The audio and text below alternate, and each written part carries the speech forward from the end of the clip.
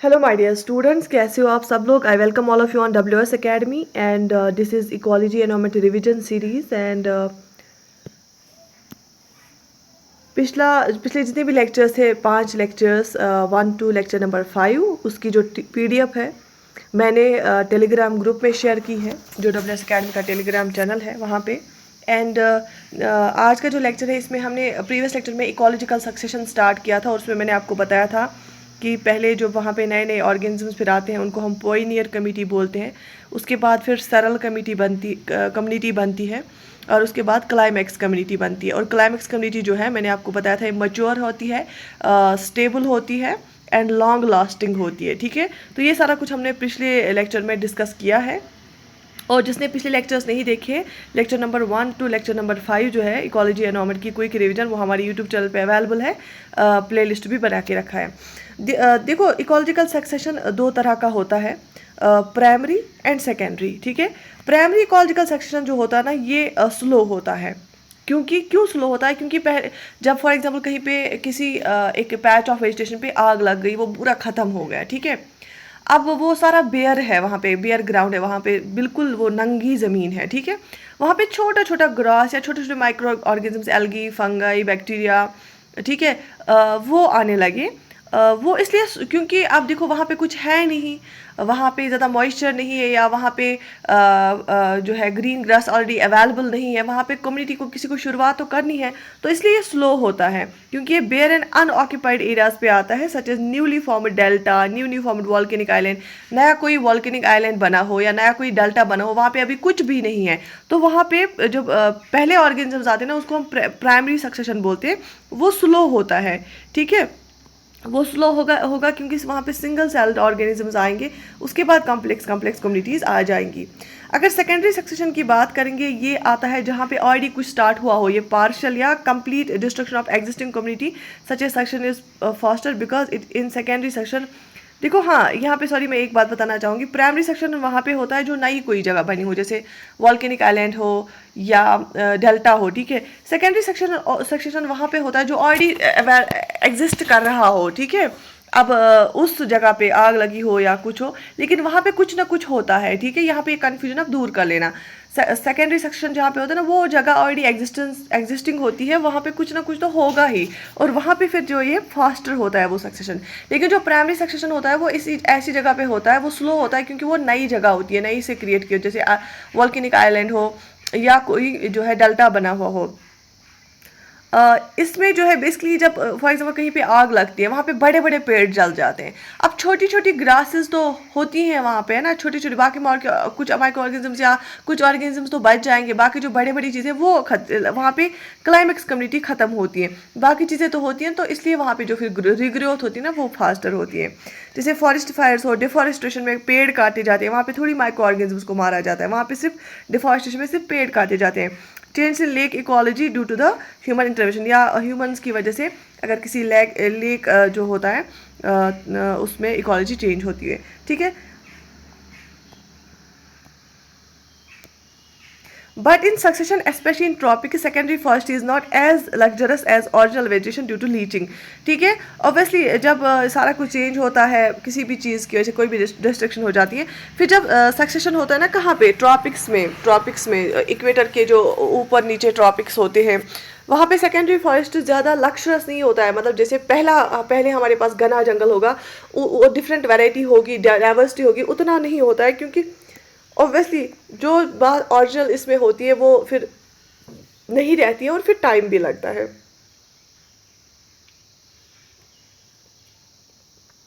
अब आपको और 2 तरह के सक्सेशन पढ़ने हैं, एक होता है ऑटोजेनिक सक्सेशन और दूसरा होता है एलोजेनिक सक्सेशन। एक होता है ऑटोजेनिक सक्सेशन और दूसरा होता है एलोजेनिक सक्सेशन। ठीक है, अब आपको ये फ़र्क देखनी है यहाँ पे, ऑटोजेनिक सक्सेशन हम किसको बोलते हैं और एलोजेनिक सक्सेशन हम किसको बोलते हैं। देखो, when succession is brought out by living inhabitant itself, then it is known as autogenic succession. On the other hand, change is brought by outer sources. देखो, अगर आउटर सोर्सेज चेंज लाते हैं ना, उसको हम एलोजेनिक सक्सेशन बोलते हैं। लेकिन जो ऑर्गेनिज्म वहाँ पे रहते हैं, अगर उन्होंने सक्सेशन लाया, अगर उन्होंने चेंज लाया, उसको हम ऑटोजेनिक बोलते हैं, ठीक है। तो अगर सक्सेशन हुआ, चेंजेस हुई वहाँ पे इकोलॉजी में, अगर वो आउटर सोर्सेज नहीं लाए, उसको हम एलोजेनिक सक्सेशन बोलते हैं। लेकिन अगर कुछ ऑर्गेनिजम्स वहीं पे रहते हैं, उसी पैच ऑफ लैंड पे रहते हैं, उसी के इनहेबिटेंट्स हैं, और उन्होंने सक्सेशन लाया, उसको हम ऑटोजेनिक सक्सेशन बोलते हैं।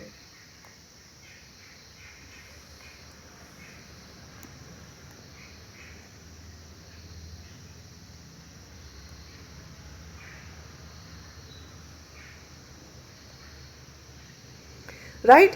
अच्छा, उसके बाद इसके बाद जो टॉपिक है हमारा यहाँ पे क्विक रिवीजन में that is about a gaseous cycling. आपको पता है डिफरेंट साइकिल्स होते हैं, न्यूट्रिएंट साइकिल्स, जो कि चेंज होते हैं एक जगह से दूसरी जगह, तीसरी जगह, फिर वापस बैक टू द एटमॉस्फेयर, ठीक है। ऐसे ही आपको पता है स्टेट ऑफ मैटर जो होता है ना, स्टेट्स ऑफ मैटर की अगर हम बात करेंगे, हमारे पास ऑब्वियसली मेन आप पढ़ते हो सॉलिड, लिक्विड या गैस, राइट। ओके, तो यहाँ पे हम देखेंगे पहले गैसियस साइकिल्स की हम बात करेंगे। जैसे कि आपको पता है कार्बन एक गैस है, नाइट्रोजन N2 गैस है, वाटर साइकिल जैसे होता है, उसमें भी वाटर वेपर भी गैसियस फॉर्म में होता है, बाकी लिक्विड फॉर्म में होता है। तो गैसियस साइकिल ऑब्वियसली एटमॉस्फेयर से ही स्टार्ट हो जाएगा या ख़त्म हो जाएगा। दूसरा जो टाइप ऑफ साइकिल होता है वो है सेडिमेंट्री साइकिल होता है, जो रॉक से स्टार्ट होता है, जिसका काम रॉक से होता है, क्योंकि उसमें फॉस्फोरस और सल्फर आता है, वो यूजुअली रॉक्स में होता है। तो सबसे पहले अगर हम गैसियस साइकिल की बात करेंगे, देखो यहाँ पे लिखा है nutrient cycle is major function of transfer of nutrients from non living and again to non living factors. For example, atmosphere से कोई गैस स्टार्ट हो गया, फिर वो प्लांट्स में आया, प्लांट्स में सॉइल चला गया, या प्लांट्स से ह्यूमंस को गया, ह्यूमंस में सॉइल में चला गया, सॉइल से वापस एटमॉस्फेयर पे आ गया। तो स्टार्ट ये नॉन लिविंग से हुआ, और न्यूट्रिएंट साइकिल जो है ये ट्रांसफर होता है ना न्यूट्रिएंट का, नॉन लिविंग से कहीं कहीं पे भी जाएगा, वापस नॉन लिविंग में चला जाएगा। जैसे कोई न्यूट्रिएंट साइकिल है जो रॉक से स्टार्ट हुआ, रॉक से सॉइल में, सॉइल से प्लांट्स में, प्लांट्स से ह्यूमंस में, ह्यूमंस में ऐसे एनिमल्स में, एनिमल से सॉइल में, सॉइल से वापस रॉक्स में, ठीक है। तो ये नॉन लिविंग से आज स्टार्ट होता है ये ट्रांसफर ऑफ न्यूट्रिएंट्स, और फिर से ख़त्म भी उन्हीं पे होता है, ठीक है। Gaseous cycles are fast and known as efficient perfect cycles because loss of nutrient is very less here. लेकिन जो गैसेस से स्टार्ट होते हैं, जो गैसियस साइकिल्स होते हैं, जिनमें गैसेस का इन्वॉल्वमेंट होता है, वो बहुत ही फास्ट होते हैं और बहुत ही एफिशिएंट होते हैं। क्यों? क्योंकि उनमें लॉस ऑफ न्यूट्रिएंट जो होता है ना, वो बहुत कम होता है। देयर इज लेस, जो है loss of nutrient is very less, right. Okay, that sedimentary cycle originate from Earth's crust are not as efficient because the sediment get lost. जो सेडिमेंट्री साइकिल होता है ना, जो यहाँ पे मैंने आपको दिखाया, जो फॉस्फोरस साइकिल होता है, सल्फर साइकिल होता है, ये जो होता है ये अर्थ की क्रस्ट से स्टार्ट होता है। मैंने बोला ना रॉक से, वो भी क्या है, वो रॉक ही है, रॉक की फॉर्म है। ये अर्थ की क्रस्ट से स्टार्ट होता है और ये ज़्यादा एफिशिएंट नहीं होता है, क्योंकि ज़्यादातर सेडिमेंट्स ज़ाया होते हैं इसमें, ठीक है। लेकिन जो गैसियस साइकिल होता है ना, वो फास्ट होता है और एफिशिएंट होता है, लेकिन जो सेडिमेंट्री साइकिल होता है वो ज़्यादा एफिशिएंट नहीं होता है, ठीक है। तो गैसियस साइकिल में हम देखते हैं carbon cycle, nitrogen cycle, water cycle, sedimentary में फॉस्फोरस साइकिल और सल्फर साइकिल। तो बेसिकली इन न्यूट्रिएंट साइकिल्स में क्या होता है, ट्रांसफर ऑफ न्यूट्रिएंट्स हो जाता है, ठीक है। इंपॉर्टेंट सेडिमेंट्री साइकिल आर जैसे sulphur cycle, phosphorus cycle, magnesium cycle और कैल्शियम साइकिल। ये सारे क्या है, सेडिमेंट्री साइकिल्स है। क्वेश्चन आ सकता है यहाँ पे, राइट। ओके, ये देख लीजिए आप पिक्चर इसकी नाइट्रोजन साइकिल की, एक सेकेंड।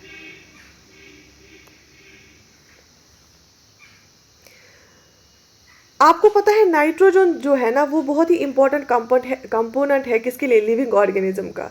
क्योंकि जो हमारी बॉडी जो है ना, हमारी बॉडी जैसे हम हेयर है, हमारे नेल्स है हमारे, ये प्रोटीन से बने हुए होते हैं, ठीक है। जितने भी यहाँ हमारी बॉडी में प्रोटीन सिंथेसिस का बहुत अहम रोल होता है। जो प्रोटीन्स होते हैं ना, प्रोटीन्स वो बने होते हैं अमाइनो एसिड्स के। कैसे, किसके, अमाइनो एसिड्स के से। जैसे बहुत सारे अमाइनो एसिड्स जुड़ जाते हैं ना, अमाइनो एसिड्स वो क्या बनाते हैं, वो प्रोटीन्स बनाते हैं, ठीक है। लेकिन जो ये अमाइनो एसिड्स होते हैं ना, इनका मेजर कॉन्स्टिट्यूएंट होता है नाइट्रोजन, ठीक है। तो नाइट्रोजन क्यों हमारे लिए बहुत ज़रूरी है, क्योंकि लिविंग ऑर्गेनिजम्स में नाइट्रोजन मेजर कंपोनेंट माना जाता है, क्योंकि जितने भी जो अमाइनो एसिड्स होते हैं उनका मेजर कंपोनेंट होता है नाइट्रोजन। प्रोटीन्स जो होते हैं उनका मेजर कंपोनेंट होता है नाइट्रोजन। वाइटामिन, हार्मोन्स, ठीक है, उनके लिए ज़रूरी है नाइट्रोजन। दो it is most abundant gas, जो नाइट्रोजन है ना वो एटमॉस्फेयर में है हमारे 78% नाइट्रोजन है हमारे एटमॉस्फेयर में N2 गैस, ठीक है। But it is also a limiting nutrient because it needs to be fixed when occurs which occurs in 3 ways. लेकिन लिविंग ऑर्गेनिजम्स के लिए अब ये कैसे अवेलेबल होगा, उनके लिए लिमिटिंग फैक्टर ही है ना, क्योंकि लिविंग ऑर्गेनिजम्स को अवेलेबल होना, अब एटमॉस्फेयर तो है, एटमॉस्फेयर में तो है, लेकिन हम एटमॉस्फेयर से ऑक्सीजन इनहेल करते हैं और छोड़ते हैं कार्बन डाइऑक्साइड। नाइट्रोजन के साथ हमारा कोई डील नहीं होता है। अब एटमॉस्फेयर में 78% गैस जो है वो नाइट्रोजन गैस है, राइट।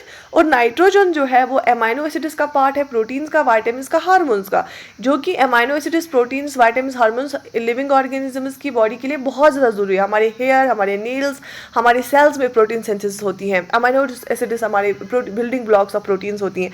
वाइटामिन्स अगर हम कम खाएंगे तो हमारी डेफिशिएंसी डिजीज हो सकती है। हार्मोन सिस्टम से हमारा सारा एंडोक्राइन सिस्टम चलता है। तो अब नाइट्रोजन हमारे एटमॉस्फेयर में 78% अवेलेबल है, लेकिन इसको फिक्स कराना होता है फिर। तो फिक्स ये कैसे कैसे होता है, ठीक है। सबसे पहले आप देखो, लाइटनिंग एंड थंडर से नाइट्रोजन फिक्सेशन होती है। Bacteria and blue green algae इसको नाइट्रोजन को फिक्स करता है।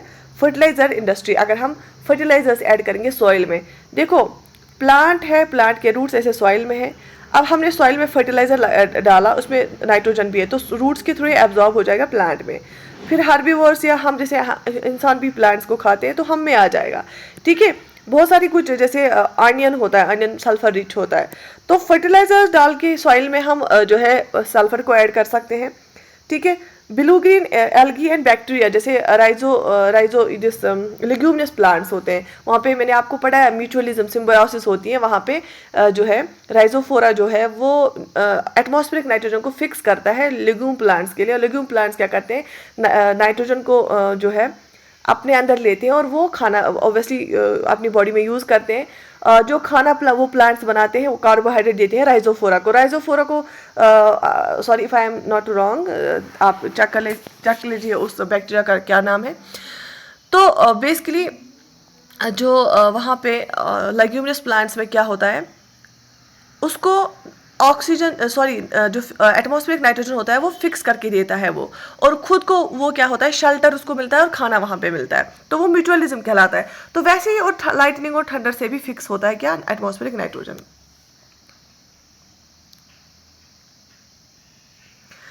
एक डिक्लेरेशन है इसके रिलेटेड, कोलंबो डिक्लेरेशन एक रोड मैप देखे है, ये ROAD रोड है, रोड मैप देखे है, ये किसने दिया है, ये UNEP ने दिया है। किसके लिए, for sustainable management of nitrogen pollution, it's a part of campaign nitrogen for life to reduce reactive nitrogen with technical support from international nitrogen management system. It's a joint initiative of UNEP and INI। तो UNEP ने एक Colombo declaration दिया है कि मतलब देखो sustainable nitrogen का use करना, कि आपको जितना ज़रूरत है वहाँ उतना यूज़ करो, जितना आपको एक सही मकदार में चाहिए उतना ही आप यूज़ कर सकते हैं, क्योंकि अगर एक्सेस ऑफ फर्टिलाइज़र हो जाएगा उससे भी केमिकल्स ज़्यादा हो जाएंगी, वो भी सही नहीं है, ठीक है। जो INI है ये इंटरनेशनल प्रोग्राम है जो कि 2003 में सेटअप किया गया, ठीक है।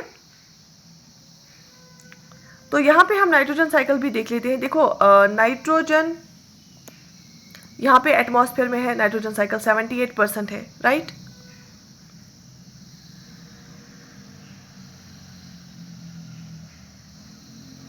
तो नाइट्रोजन फिक्सेशन हो जाती है, अमोनिया बनता है जी, अगर जो बैक्टीरिया इसको नाइट्रोजन फिक्सेशन करते हैं ना, अमोनिया बनता है, अमोनिया से फिर ये नाइट्राइट्स बनते हैं, नाइट्राइट्स से फिर ये नाइट्रेट्स बनते हैं, और नाइट्रेट्स ही हमारा प्लांट लेता है और वो बड़ा होता है, ठीक है।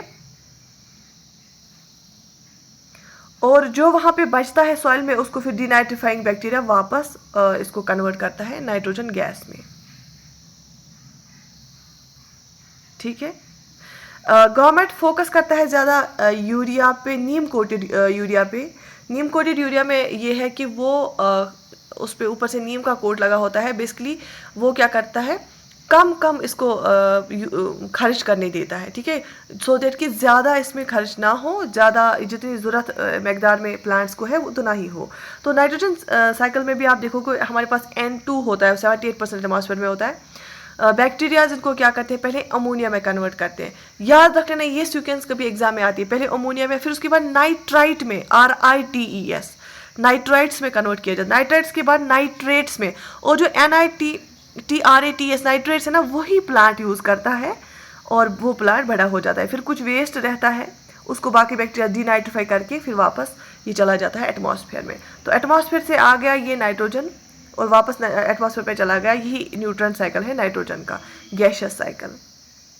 ठीक है,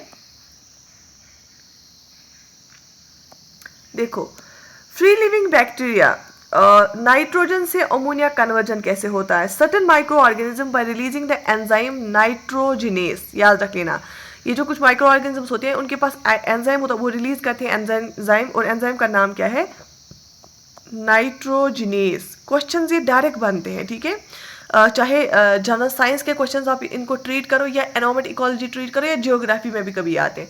नाइट्रोजिनेस इस एंजाइम का नाम है, और इससे ये क्या कर पाते हैं, ये जो N2 है एटमॉस्फेरिक N2 वो फिक्स कर पाते हैं और उसको अमोनिया में कन्वर्ट करते हैं। किस एंजाइम से, नाइट्रोजिनेस एंजाइम से। ये एटमॉस्फेरिक नाइट्रोजन को अमोनिया में कन्वर्ट करती है, ये माइक्रो ऑर्गेनिज्म जिनमें नाइट्रोजिनेस होता है। ठीक है, दीज बैक्टीरिया आर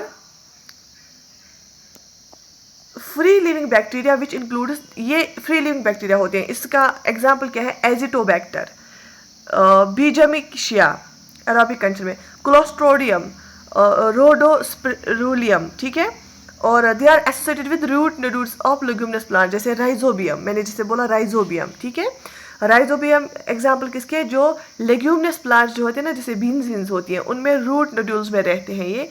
इनको क्या होता है, ये एटमॉस्फेरिक नाइट्रोजन को फिक्स करते हैं अमोनिया में, और फिर अमोनिया से नाइट्राइट और नाइट्राइट से नाइट्रेट, फिर वो प्लांट यूज़ करता है, और प्लांट इनको क्या करता है, एक तो शेल्टर प्रोवाइड करता है और कार्बोहाइड्रेट फिर प्रोवाइड करता है।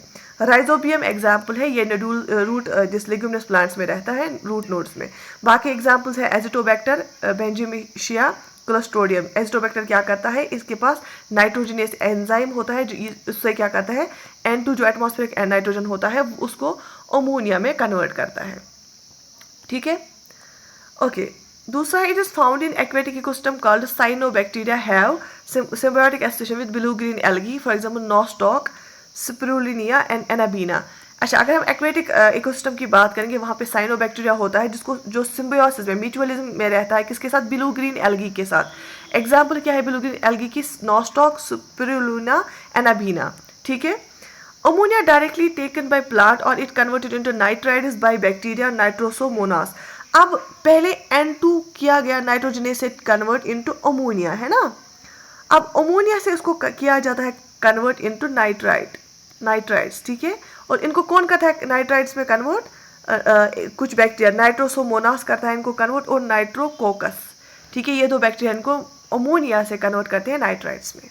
कौन कौन, नाइट्रोसोमोनास और नाइट्रोकोकस, राइट। ये अगर शॉर्ट नोट भी लिख के रखो ना, अभी कॉल पे डायरेक्ट क्वेश्चन आते हैं। नाइट्राइड्स को फिर कन्वर्ट किया जाता है इनटू नाइट्रेट्स, और इनको कौन करता है नाइट्रेट्स में कन्वर्ट, नाइट्रोबैक्टर। ठीक है, these nitrates are absorbed by plants and converted into amino acids. और इन नाइट्रेट्स को NiTRATES, इन नाइट्रेट्स को कन्वर्ट किया जाता, इसको इन नाइट्रेट्स को जो है नाइट्राइड्स को नाइट्रेट्स में कन्वर्ट करता है नाइट्रोबैक्टर, और इन नाइट्रेट्स को एब्जॉर्ब करता है प्लांट और उनको एमाइनो एसिड्स में कन्वर्ट करता है। फिर इन्हीं एमाइनो एसिड्स से प्रोटीन सिंथेसिस होती है, प्रोटीन्स बनते हैं और बाकी चीज़ें बनती है। ठीक है, तो ये नाइट्रोजन साइकिल समझ आया। पहले हम एटमॉस्फेरिक नाइट्रोजन को कन्वर्ट करते हैं अमोनिया में, और अमोनिया से नाइट्राइड में, और नाइट्राइड से नाइट्रेट में। ठीक है, और सबसे पहले जो है, जो फ्री लिविंग बैक्टीरिया होते हैं, वो करते हैं N2 को कन्वर्ट अमोनिया में। उनके पास एक एंजाइम होता है नाइट्रोजिनेस। एग्जाम्पल उनकी क्या है, जैसे एजिटोबैक्टर है, क्लोस्ट्रोडियम है। ठीक है, उसके बाद हमने देखा जैसे राइजोबियम भी एक एग्जाम्पल है इसकी, जो लेग्यूमिनस प्लांट्स में होता है। अगर हम एक्वेटिक सिस्टम की बात करेंगे, साइनोबैक्टीरिया और ब्लू ग्रीन एल्गी की बात करते हैं। अमोनिया से उसको कन्वर्ट किया जाता है नाइट्राइड में, और वो कौन बैक्टीरिया करते हैं, नाइट्रोसोमोनास और नाइट्रोकोकस। ठीक है, उसके बाद नाइट्राइड से उसको कन्वर्ट किया जाता है नाइट्रेट्स में, और वो कौन करता है, नाइट्रोबैक्टर। ठीक है, और नाइट्रेट्स को एब्जॉर्ब करता है प्लांट्स, और उसको कन्वर्ट करता है अमाइनो एसिड्स में। ठीक है, और जो ये प्रोसेस होती है ना, अमोनिया से लेके नाइट्रेट्स में कन्वर्ट होने का, ठीक है, जो हम नाइट्रोजन को कन्वर्ट करते हैं अमोनिया से लेके नाइट्रेट्स में कन्वर्ट करते हैं, जो फिर प्लांट्स यूज़ करते हैं, उसको हम बोलते हैं नाइट्रिफिकेशन। क्या बोलते हैं? नाइट्रिफिकेशन। ठीक है, नाइट्रिफिकेशन बोलते हैं इसको, याद रख लेना, नोट कर लो अभी।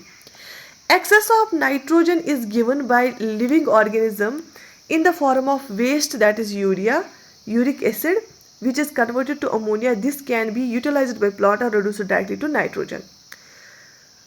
अब अगर एक्सेस में नाइट्रोजन होता है अवेलेबल लिविंग ऑर्गेनिज्म को, या अगर उसके बॉडी में चला जाता है, फिर वो वेस्ट के फॉर्म में इसको एक्सेस नाइट्रोजन को छोड़ता है, या यूरिया या यूरिक एसिड के फॉर्म में, जिसको फिर कन्वर्ट किया जाता है फिर से अमोनिया फॉर्म में।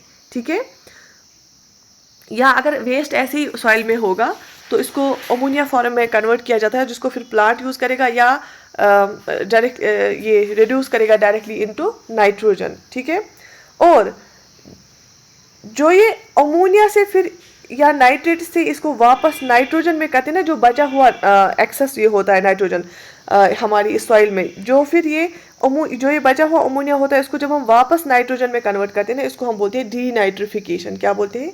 डीनाइट्रिफिकेशन। और डीनाइट्रिफिकेशन कौन करता है? वापस बचे कुचे इनको अमोनिया को, नाइट्रेट्स को वापस नाइट्रोजन में कौन कन्वर्ट करता है? इसको हम इस प्रोसेस को डीनाइट्रिफिकेशन बोलते हैं, और उसको हम डीनाइट्रिफाइंग बैक्टीरिया बोलते हैं। उसका नाम है थैलोबैसिलस सीडोमोनास। सीडोमोनास ज़्यादा मशहूर है, सीडोमोनास या थियोबैसिलस या Pseudomonas, right. In the process of denitrification methane and water vapour is released. तो जब डीनाइट्रिफिकेशन की प्रोसेस ये होती है, उसमें मीथेन और वाटर जो है रिलीज होता है। ठीक है, जैसे इस डायग्राम में आप देख सकते हैं, पहले नाइट्रोजन साइकिल से अमोनिया में कन्वर्ट, अमोनिया से नाइट्रेट्स, नाइट्राइट से नाइट्रेट्स, प्लांट यूज़ करता है, जो वेस्ट होता है फिर से अमोनिया बन जाता है, अमोनिया से वापस डीनाइट्रिफाइंग बैक्टीरिया उनको ये करता है, और जो वहाँ पे क्या निकलता है? मीथेन निकलता है, और जो है वाटर वेपर निकलता है। ठीक है, तो आई थिंक आपको ये समझ आया होगा। ये बहुत ही ज़्यादा इंपॉर्टेंट है from exam point of view, ये कहीं किसी भी एग्जाम में आपसे पूछा जाएगा। Application of nitrogen cycle. Nitrogen pollution जो है बायोमास बर्निंग, जब हम बायोमास को बर्न करते हैं ना, वहाँ पे NOx निकलता है, मतलब nitrogen monoxide, nitrogen dioxide, oxides of nitrogen निकलते हैं। जैसे stubble burning, jhum cultivation, forest fire, garbage burning, coal vehicular pollution, जो गाड़ियाँ चलती हैं उससे नाइट्रोजन डाइऑक्साइड निकलते हैं। वो पोल्यूशन क्यों बोलते हैं हम उसको? क्योंकि नाइट्रोजन डाइऑक्साइड जो है ना, इससे एसिड रेन होता है।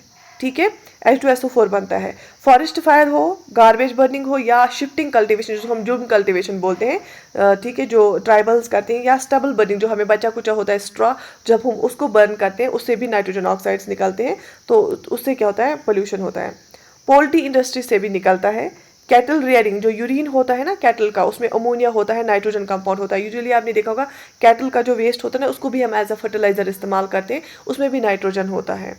Excessive use of nitrogen as phosphorus fertilisers, eutrophication, harmful algal bloom. और जब हम बहुत ज़्यादा हमारी सॉइल्स में एक्सेस में हम फर्टिलाइजर्स इस्तेमाल करते हैं, फिर जब हम पानी लगाते हैं उन खेतों को, या बारिशें होती हैं, जब वो जो फिर बचा हुआ ओवरफ्लोइंग वाटर होता है, वो फिर किसी वाटर बॉडी में चला जाता है, उसमें जो न्यूट्रेंट्स होते हैं ना, बहुत ज़्यादा नाइट्रोजन फॉस्फोरस न्यूट्रेंट्स होते हैं, तो वो न्यूट्रेंट रिच वाटर जो होता है ना, उससे होता है एक प्रोसेस, उसको हम बोलते हैं यूट्रॉफिकेशन, उस कंडीशन को बोला जाता है।